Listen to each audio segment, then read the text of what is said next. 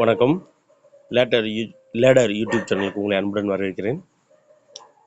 நம்ம இந்த பதிவில் டிஎன்பிசியில் இதுக்கு முன்னாடி கேட்கப்பட்ட கேள்விகள்லேருந்து பொது அறிவு சம்மந்தமான எல்லா கேள்வியும் பார்த்துட்டு வரோம். இப்போ வீடியோக்குள்ளே போகலாம்.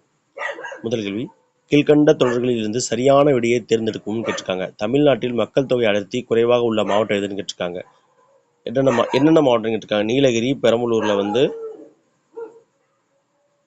குறைவாக இருக்காங்க நான் நினச்சேன். ஆனால் நீலகிரியில் மட்டும்தான் மக்கள் தொகை ரொம்ப குறைவாக இருக்குது. மக்கள் தொகை அடர்த்தி குறைவாக இருக்குது அப்படின்னு சொல்கிறாங்க. முக்கியம் அடர்த்தி. காச நோயினால் பாதிக்கப்படும் முதன்மை உறுப்பு எதுன்னு கேட்டிருக்காங்க. காச நோயினால் பாதிக்கப்படும் முதன்மை உறுப்பு நுரையீரல். கணையத்தின் கைமோட்ரிப்சினில் காணப்படும் மூலக்கூறு எதுன்னு கேட்டிருக்காங்க. கணையத்தினுடைய கைமோட்ரிப்சினில் காணப்படும் மூலக்கூறு புரதம், புரோட்டீன் தான் கணையத்தின் கைமோட்ரிப்சினில் காணப்படுகிறது. வாஸ்குலார் பூவா தாவரங்கள் என்று அறியப்படும் தாவர குழுமம் எதுன்னு கேட்டிருக்காங்க. இதே ஒரு கேள்வி பார்த்தீங்களா, இந்த இந்தியா இமயமலை பகுதியில் காணப்படும் ஹாட்ஸ்பாட் காணப்படும் வாஸ்குலார் தாவரங்கள் எண்ணிக்கை எவ்வளோ கேட்டிருக்காங்க. அப்போ இதில் பாருங்களேன், வாஸ்குலார் பூவா தாவரங்கள் என்று அறியப்படும். அப்போ வாஸ்குலார் தாவரங்கள்னா பூக்கா தாவரங்களாக இருக்கும்னு நினைக்கிறேன். வாஸ்குலார் பூவா தாவரங்கள் என்று அறியப்படும் தாவர குழுமம் எதுனா டெரிட்டோஃபைட்டுகள் தான் வாஸ்குலார் பூவா தாவரங்கள்னு சொல்லுவாங்க. டெரிட்டோஃபைட்டுகள், பிரையோஃபைட், டெரிட்டோஃபைட், ஜிம்னோஸ்பைட், ஆஞ்சியோஸ்பெர்ம்.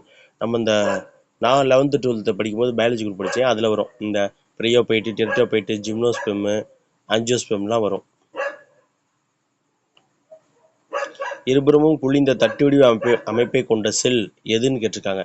இருபுறமும் குழிந்த தட்டு வடிவ அமைப்பை கொண்ட செல் எதுனா எரித்தோசைட். அதாவது நம்ம இந்த ஒரு காஃபி மிட்டாய் ஒன்று விற்கும், பேர் மறந்து போச்சு. அந்த மிட்டாய் பார்த்தீங்கன்னா அப்படி தான் இருக்கும். அதாவது சென்ட்ரல் இல்லைன்னா அந்த இப்போல்லாம் இந்த ஒரு இதுமாதிரி சின்ன பசங்க பிடிச்சிக்கிட்டு கையில் பிடிச்சி அப்படியே சுற்றி விட்றாங்களே சக்கரை மாதிரி, அப்படியே கிட்டுக்கிட்டுன்னு சுற்றல. அதில் அந்த சென்ட்ரல் பிளேஸ் பாருங்களேன், அதை பாருங்களேன். மேலேயும் நீங்கள் பிடிக்கிற அந்த கட்டவரில் வைக்கிற ஏரியாவும் பள்ளமாக இருக்கும், நடுவரில் வைக்கிற ஏரியாவும் பள்ளமாக இருக்கும். அந்த மாதிரி இருக்கிறது தான் செல். இருபுறமும் குளிந்ததுன்னா அந்த மாதிரி இருக்கிறது தான் இருபுறமும் குளிந்தது. அந்த தட்டு போல இருக்க அமைப்பை கொண்ட செல் எதுன்னு கேட்டிருக்காங்க. அது எரித்தோசைட்டுகள். அமில ஊடகத்தில் பினோல்தலீன் அப்படிங்கிறது என்னன்னு கேட்டிருக்காங்க. அமில ஊடகத்தில் பினோல்தனில்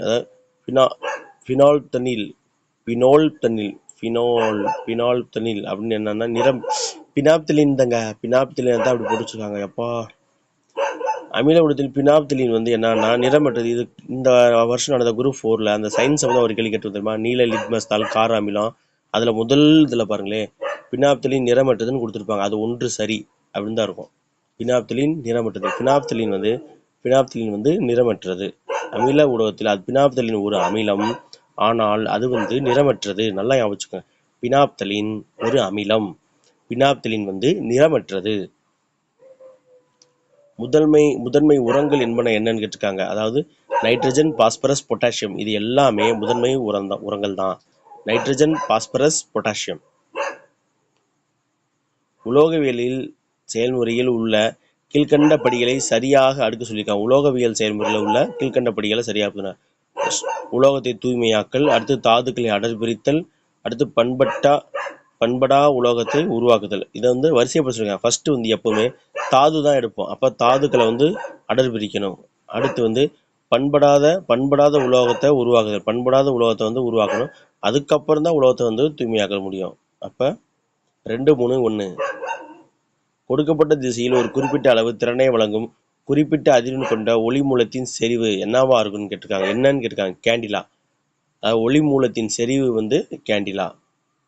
மிதக்கும் பொருளின் மீது திரவம் செயல்படுத்தும் மேல்நோக்கு விசை என்பது என்னன்னா மிதப்பு விசை. மிதக்கும் பொருளின் மீது திரவம் அதாவது ஒரு இப்போ நீங்கள் வீட்டில் ஒரு ட்ரம்மில் தண்ணி பிடிச்சி வச்சுருக்கீங்களே, அது மேலே ஒரு டிஃபன் மூடி இருக்குல்ல, ஒரு டிஃபன் மூடியை போட்டிங்கன்னா அது மிதக்கும். நம்ம எப்படி கப்பல் மிதக்கிற மாதிரி தான். என்னன்னா அந்த டிஃபன் மூடியில் அனைத்து பகுதியிலையும் இருந்து ஒரு சம அளவான அழுத்தம் அந்த நீர் மேலே செலுத்தப்படும். அதே போல் அதே அளவுக்கான அழுத்தத்தை அந்த மிதப்பு அழுத்தத்தை நீர் மேலே தள்ளும். அப்போ இது ரெண்டும் சமமாக இருக்கிறனால தான் அந்த டிஃபன் மூடி மிதக்குது. அதனுடைய எடை அதிகரிக்கும் போது, அதாவது அதனுடைய அழுத்தம் அதிகரிக்கும் போது இந்த நீரினுடைய அழுத்தம் அதற்கு தகுந்து குறையும் பொழுது தான் அது மாறக்கூடியும். அப்போ மிதக்கும் பொருளின் மீது திரவமானது, அந்த திரவம் செயல்படுத்தும் அழுத்தம் மேல் நோக்கி ஒரு விசையை செலுத்துறது என்னன்னா மிதப்பு விசைன்னு சொல்றாங்க. மின்னழுத்தம் அல்லது மின்னழுத்த வேறுபாட்டின் எஸ்ஐ அலகு என்னன்னா, மின் அழுத்தம் அல்லது மின்னழுத்த வேறுபாட்டின் எஸ்ஐ அலகு வந்து வோல்ட். இந்தியாவின் முக்கிய வேளாண்மை புரட்சிகளை உத்திகளுடன் ஒப்பிட சொல்லியிருக்காங்க. வேளாண்மை புரட்சிகளும் உத்திகளும், அதாவது இப்போ தங்க நூலிலை புரட்சி வந்து, தங்க நூலிலை புரட்சினா சணல் உற்பத்தி, வெள்ளி இலை புரட்சினா வந்து பருத்தி, சாம்பல் புரட்சினா உரங்கள், நீல புரட்சினா கடல் சார்ந்த பொருட்கள், மீன்கள் உற்பத்தி இல்லை கடல் சார்ந்த பொருட்கள். இது எல்லாருக்கும் நல்லா தெரியும். படிக்காதவங்க படிச்சுக்கோங்க, தெரிஞ்சுக்கோங்க. எதையுமே விடாதீங்க, ரிவிஷன் பண்ணுங்க. கீழ்கண்டவற்றுள் எந்த ஆறு கிழக்கு நோக்கி பாயவில்லைன்னு கேட்டிருக்காங்க. நர்மதா வந்து மேற்கு நோக்கி பாயும், அதிலே தெரிஞ்சு. மகாநதி, கிருஷ்ணா, கோதாவரி இது எல்லாமே கிழக்கு நோக்கி போகும். ஜாகிரபிலேருந்து ஆறுகள் சம்மந்தமாக, காடுகள் சம்மந்தமாக, மண், மலை கூட விட்டுருங்க, மண், மலை, இந்த மண்ணுக்கு மலை கேட்டிருந்தாங்க. இது போன வருஷம் வந்து ஆறுகளும் காடுகளும் கேட்டிருந்தாங்க. பசுமைவர காடுகளும் ஆறுகள் சம்மந்தம் ஒரு கேள்வி கண்டிப்பாக வந்துடும், மண் சம்மந்தம் ஒரு கேள்வி வந்துடும். இது வந்து நல்லாவே படித்து வச்சுக்கோங்க. எது தவறாக புரிந்துள்ளதுன்னு கேட்டிருக்காங்க. ஆறு மற்றும் துணை ஆறு கேட்டிருக்காங்க. மகாநதி வந்து என்னன்னா சந்து வரும், சந்து. அதாவது நான் ஒரு ஷார்ட்கட் வச்சேன், எனக்கு இப்போ மறந்து போச்சு, அது மாதிரி ஞாபகம். மகாநதிக்கு வந்து டெலன், சந்து வந்து, அப்புறம் கெங்குட்டி, இதெல்லாம் வந்து சீனாத், இதெல்லாமே வந்து மகாநதியினுடைய துணையாறுகள். அடுத்து கோதாவரிக்கு வந்து அது ஒரு பெண்ணுங்கிறனால பெண் பேரா இருக்கும், பூர்ணா, பெண்கங்கா, இதெல்லாம் வந்து கோதாவரி ஆறினுடைய துணையாறுகள். கிருஷ்ணாவுக்கு வந்து பீமா, கொய்யா, பஜ்ஜி இப்படி வரும். இதெல்லாம் வந்து கிருஷ்ணா நதியினுடைய துணையாறுகள். அப்போ காவேரிக்கு வந்து துங்கபத்ரா, பாலாறு வராது. காவேரிக்கு வந்து வெண்ணாறு, அமராவதி, நொய்யல், பவானி, இதுதான் வந்து காவேரியின் துணையாறுகள் வரும். அடுத்து உலகில் டேஸ் இடங்கள் உயிரின பன்மை தகுதி வளமயமாக கருதப்படுகிறதுனா 34 இடங்கள் வந்து, உலகில் வந்து 34 இடங்கள் வந்து உயிரின பன்மை தகுதி வளமயங்களாக கருதப்படுகிறதுதான். அடுத்து பொறுத்துக்க, சரியாக பொறுத்துருக்காங்க. இன்சாட் வந்து 1960. புறநகர் பரவல் வந்து மும்பையா, கொங்கன் ரயில்வே வந்து செயற்கைக்கோள், எல்லைப்புற சாலை நிறுவனம் அப்படின்னு கேட்டிருக்காங்க. பாருங்களேன், எல்லைப்புற சாலை நிறுவனம் வந்து 1960 அந்த ஒரு பெரிய எல்லை உயரமான இதை வந்து போட்டிருப்பாங்க, அந்த செய்தி புத்தகத்தில் இருக்கு அப்படின்னு பாருங்களேன். அடுத்து வந்து இந்த கொங்கன் ரயில்வே வந்து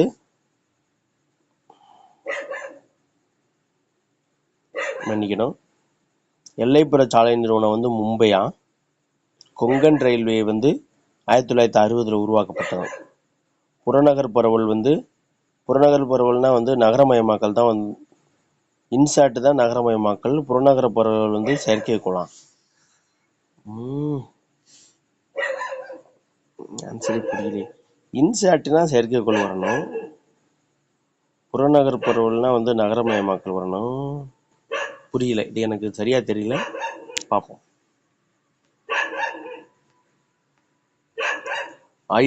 அதாவது இந்தியாவில் முதல் மக்கள் தொகை கணக்கெடுப்பு 1872 தொடங்குச்சு. ஆமாம். அதுக்கப்புறம் 1873 தான் வந்து நம்ம முதல் ஒழுங்குமுறை சட்டம் போடுவாங்க. அப்புறம் 74 வந்து கல்கட்டாவில் வந்து, நாய் ஒன்று குலைச்சிக்கிட்டே இருக்கு, கல்கட்டாவில் வந்து உயர்நீதிமன்றம் தொடங்கியிருப்பாங்க. ஆனால் முழுமையான முதல் மக்கள் தொகை கணக்கெடுப்பு வந்து 1981 தான் மேற்கொள்ளப்பட்டது. ரெண்டுமே சரிதான்,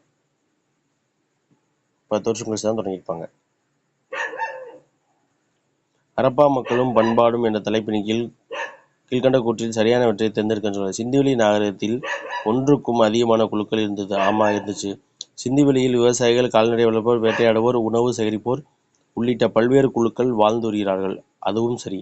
சிந்துவெளி நாகரிகத்தில் ஒன்றுக்கும் அதிகமான 5 குழுக்கள் இருந்தன. 5 குழு இல்லை, ஒன்றுக்கும் அதிகமான குழுக்கள் இருந்துச்சு, அவ்வளவுதான். அப்ப 2, 1 மட்டும்தான் சரி. நல்லா பாருங்க. ஹரப்பா மக்களும் பண்பாடு என்ற தலைப்பின் கீழ்கண்ட கூற்றில் சரியானவற்றை தேர்ந்தெடுக்க சொல்லியிருக்காங்க. சிந்துவெளி நாகரிகத்தில் ஒன்றுக்கும் அதிகமான குழுக்கள் இருந்தன. ஆமாம், சரி, 1 சரி. சிந்துவெளியில் விவசாயிகள், கால்நடை வளர்ப்போர், வேட்டையாடுவோர், உணவு சேகரிப்போர் உள்ளிட்ட பல்வேறு குழுக்கள் வாழ்ந்திருக்கிறார்கள். இதுவும் சரி. 3வது தப்பு. கவிராஜா என்று புகழப்பட்டது யாருன்னா சமுத்திரகுப்தர் தான் கவிராஜான்னு புகழப்பட்டவர். பேசின் ஒப்பந்தம் 2ஆம் பேஷ்வா பாஜிராவுக்கும் யாருக்கும் இடையே கையெழுத்தாதுன்னா வெல்லஸ்லி பிரபுக்கும் 2வது பேஷ்வாவான பாஜிராவுக்கும் இடையே வந்து கையெழுத்தானது பேசின் ஒப்பந்தம்.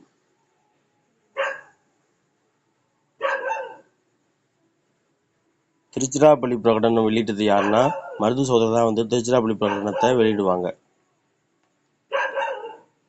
சரியான கூற்றை தேர்வு செய்ய. மாநிலங்களவை உறுப்பினர் ஆவதற்கு 30 வயதுக்கு குறைவாக இருத்தல் வேண்டும். தப்பு. 30 வயதுக்கு அதிகமாக இருக்கணும்.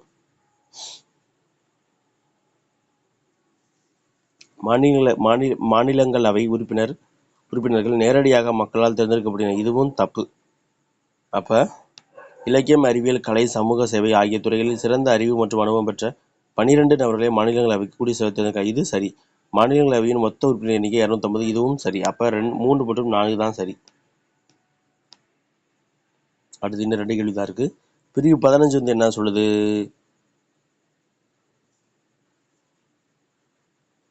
பிரிவு 14 வந்து சட்டத்தின் முன் அனைவரும் சமம். பிரிவு 15 வந்து சாதி, சமயம், இனம், பாலினம் அல்லது பிறப்பின் அடிப்படையில் பாகுபாடு காட்டக்கூடாது. பிரிவு 16 வந்து பொது வேலைவாய்ப்பில் சமவாய்ப்பு அளித்தல் சொல்லுது. பிரிவு 17 வந்து தீண்டாமை ஒழிப்பு சொல்லுது. பிரிவு 18 வந்து இராணுவ பட்டங்கள், கல்விசார பட்டங்கள் தவிர பிற பட்டங்கள் இது பண்ணணும் அப்படின்னு சொல்லுது. அப்ப பாருங்க, நமக்கு பிரிவு 15 என்ன சொல்லுது? சட்டத்தின் சாதி, சமயம் அப்போ 1க்கு 1 வரணும். 2க்கு பொது வேலைவாய்ப்பில் சமயப்படுத்த 2க்கு 2 வரணும். 1க்கு 1 2க்கு 2 எதில் இருக்கு பாருங்க? சீல தான் இருக்கு. இப்போ எல்லாமே சரியாகவே புரிஞ்சிருக்கு.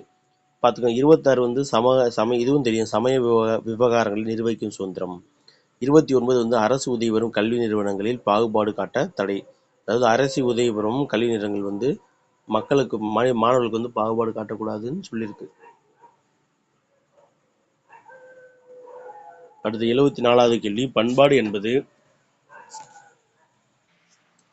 பாகுபாடு என்பது மக்களின் மொழி, உணவு, உடை, சமூக பழக்கங்களை குறிக்கும்.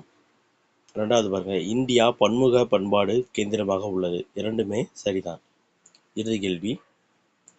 இந்திய அரசியலமைப்பின் எந்த பிரிவின் கீழ் அரசு நிதியுதவி பெறும் எந்த நிறுவனத்திலும் சமய கல்வியை வழங்குவது தடை செய்யப்பட்டுள்ளது அப்படின்னா பிரிவு 28 வந்து என்ன சொல்லுதுன்னா, இந்திய அரசியலமைப்பினுடைய நிதியுதவி அரசியலமைப்பு பிரிவு 28 என்ன சொல்லுதுன்னா, அரசு நிதியுதவி பெறும் எந்த ஒரு நிறுவனத்திலும் சமய கல்வியை வழங்குவது வந்து தடை செய்யப்பட்டுள்ளது. நன்றி. நம்ம அடுத்த வீடியோவில் சந்திப்போம்.